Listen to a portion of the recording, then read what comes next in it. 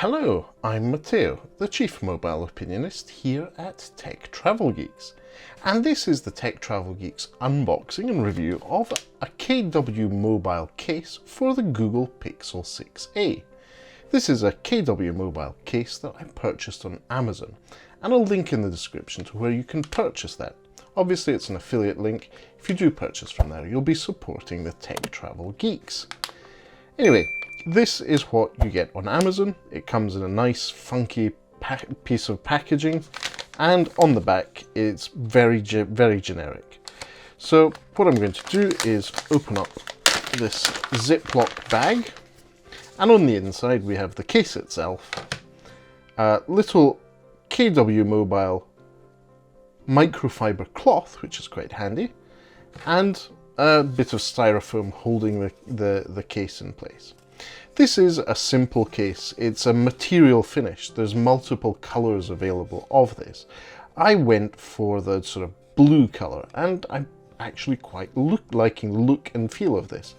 It feels really nice and soft. So let's pop the Google Pixel 6a into the case, and it fits nicely. So as you can see, in terms of screen, there is no issues with screen coverage. It's not covering any parts of the screen too badly here. In terms of buttons, you have the cutout, which actually has no case along the edge around the buttons, and that means the power button, the volume rocker. There's no cutout on the left. At the top, the microphone and the top of the phone are free, and at the bottom, it's the same here. You have the speaker and microphone grills, and the USB Type-C port are there, but there's nothing that's really blocking the sides or any of the cutouts for microphones. And the Geordie LaForge style visor for the Pixel 6a, where the two cameras are, that is a pretty much perfect cutout. It shows it, but doesn't impede the camera from working. So I'm glad to see that's there. Right then, let's check and see if there's anything that stops the buttons from working. No, it doesn't. So I would say good case all around, really nice feel. It's obviously got some more rigid plastic underneath it, but the initial tactile feel you get is that soft material.